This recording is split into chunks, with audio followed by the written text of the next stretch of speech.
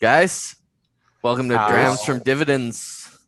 Woohoo! How's everyone doing? Oh, Cheers. Cheers. Oh, Have a you got a lovely dram, evening. not a beer. for the Yeah, first time ever. That's a that change is for you. untrue. Untrue. What are you drinking there? Oh, my trusty black label. Oh, yeah. Black Label is a nice Yeah. standard to have kicking around. It's an Accountant? easy. I'm on the Oban 14. Very nice. Very nice. I'm back almost on out of it though. Very sad. Royal Nagar. Oh yeah. Nice. In honor of the Queen, right? Oh yeah. There you go. Yeah. Yeah, there you go. Still alive. Why aren't any of us recording this from our vehicles? Or accountant, you should at least be in your camper.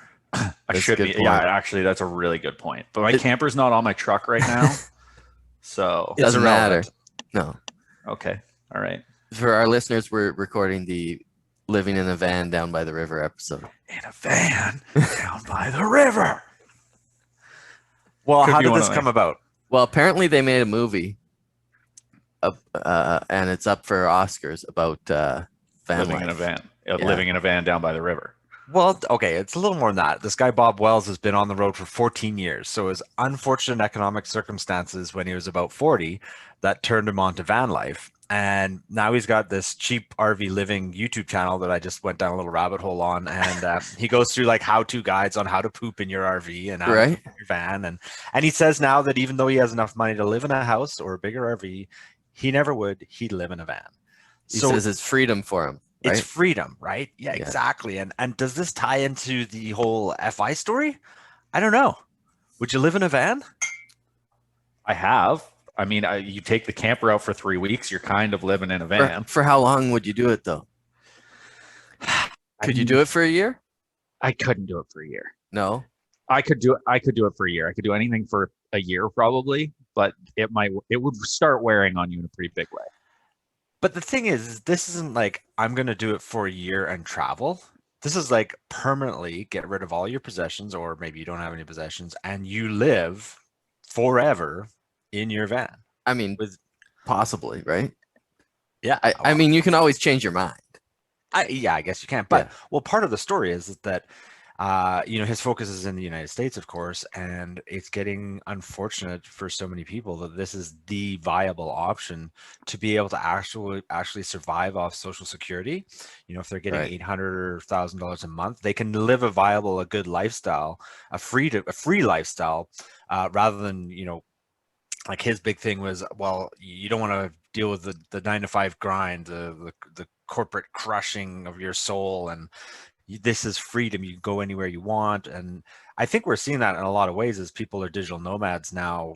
If they can Right. connect and do their job online, the freedom and venture is, I don't know, it's pretty cool. We've all spent time traveling on the road and it is fun, but I can't live in a van. It'd be tough, wouldn't it? I mean, Yeah. and some of it seems like, oh, that would be really neat because you're in nature camping, right? But not forever. I don't think. It's one of the quickest ways to reduce your living costs the most. It is a house hack, right? Okay, so you just have to do the expenses on how much it costs to live in a van. So a lot of people could already be fire. Well, he's saying between $500 and $1,000 a month. You know, higher end, you get to travel more. So But- 12 grand gets you underneath, pretty close to the zero tax bracket in Canada. Right? Yep. So you're not Does. paying any taxes, and You get a 6% dividend paying stock, and all you need is $100K for $500 a month, not for $1,000 Yeah. Yeah, You need but- $200K to get to that. to get to your $1,000 a 1,000. month. But if Yeah. you wanted to be at the bare bones, the $500 that you mentioned, And the other thing he said was you get all these, really easy jobs while you're traveling on the road, right? Like you can be the camping check-in person or something. so this is like Coast Fi meets Van Fi, Right? right? So Yeah. basically, what you're saying is, if you hit 250K, you can spend 50K and get a really nice outfitted van that's reliable that you can take anywhere across the country, right? So that sets you up with your living quarters and your van. The 200K is invested in BCE and 6% paying. Maybe that's what's the other one I'm thinking of right now? That's the big yielder. You know, like. Okay, help me You out go here. all in on Yeah, TELUS. well, yeah, whatever. Yeah, go all in and tell us. There you go. So there you go. You got no taxes. You're getting dividend income. You're fire. Yeah. You ready to pull the trigger? Well, I got too much stuff. But that's his point too, is that Right. we're shackled with Western societies. We're shackled with too much stuff. And I don't disagree with that. And I'm not a minimalist by any means, but we do know a bunch of people that are, and like that super minimal, that early retirement extreme. It's really interesting. That's still a book that I need to read. We should grab a hold of that when we can get a hold of it. And I think there's merit there. And Chris Istas talks a lot about that, and it's more about the mindset and how your footprint is on the world, right? Not having to consume all the time. So yeah, there's a bit of that I think is valuable from that minimalist van life perspective. And you know, maybe this is an option for the people who really hate their jobs, right? Like, and that's why they're pursuing FI. I don't know. It could be a good stopgap option too, to like test out the waters of it. Like if you're somebody who seriously doesn't like where they're at right now and you really want to make a change, that's a way that could buy you some time to figure out what your ideal life looks like. Well, you know, the mini retirement model, right? If I were going to go to VanLife, I'd want mini VanLife dry run first. Tester. Yeah. I need to borrow somebody's van for 6 months. Exactly. Yeah. Well, I'm looking at it from another angle as, boys, maybe there's a side hustle here, custom building vans. Right. There definitely is a side hustle, custom building vans. That's already a thing. Yeah, but I mean, like some people do these crazy builds. They buy the Mercedes, those tall ones. Yeah, the sprinters, vans. The sprinter vans, and those are not cheap. And they do like these awesome custom outfits on the inside. I have a friend that I know from way back in elementary school. He did that here in British Columbia and drove all the way down to Brazil with his wife, who's from there, and that's where they live down there now. In the van? Well, they did the van just to do the trip. They spent a year doing the trip. Right. I don't know what he did with the van now, but yeah. No, cool. I think it's a pretty cool thing. I mean, we've talked about taking a year off and doing a RV road trip around North America. Right. And so that's, it's not van life. I think we'd probably look very luxurious compared to these van life nomads, but it's an interesting concept. I like the RV better too, or the truck camper in my sake, because if you spend all that money kitting out a van and the head gasket blows on it, you've sunk a lot of money into something that doesn't roll anymore. You got to have some good bones. You got to have a good vehicle before you start your build out. But even then, your depreciation on that, eventually your engine's going to go. You're going to zero. Yeah. But I mean, you can replace an engine too, right? Like, true.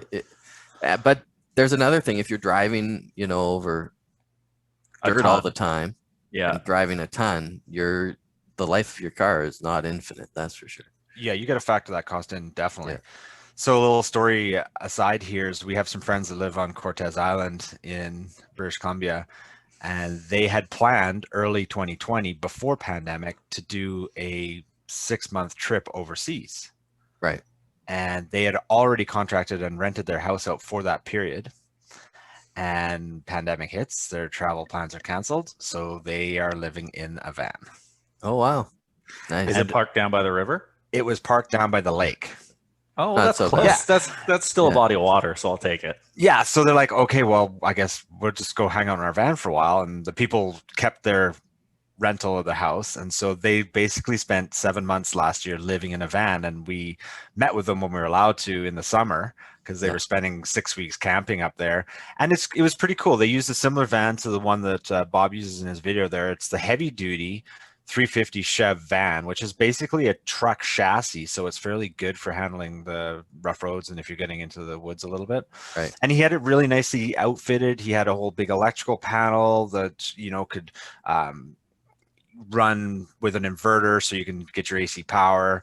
And they were self-sufficient. They lived out of this van for 6 months and they loved it. But the last few weeks when we saw them, they're like, we are really looking forward to getting home. Right. Really looking forward. Yeah, I could see that. And they were doing it as a couple. Now that's like pretty close quarters for a long period of time as a couple too. So, definitely. No room.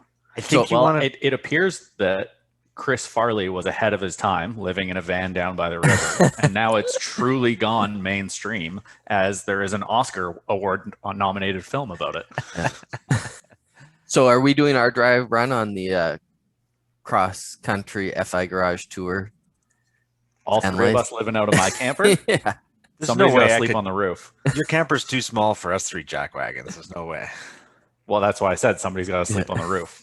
I think we go in convoy 3 vehicles. Yeah, probably. I need some space. That's not really FI gas. Yeah, I don't know if that's FI approved. 1 vehicle tows the other 2, and then you swap, take turns. Sure. Okay. Well, maybe we get just a 40-foot sea container and subdivide it into Put it on a flat deck. Yeah. There we go. Now we're talking. Sponsorship on both sides. Yeah. Will be paid trip. Right on. Just Seacan. We'll just tow it around with my truck. Yeah. Right on, boys. Things to think about. Fire in a van. Till next time. Like and subscribe. Oh, yeah. Down there. Leave us a comment.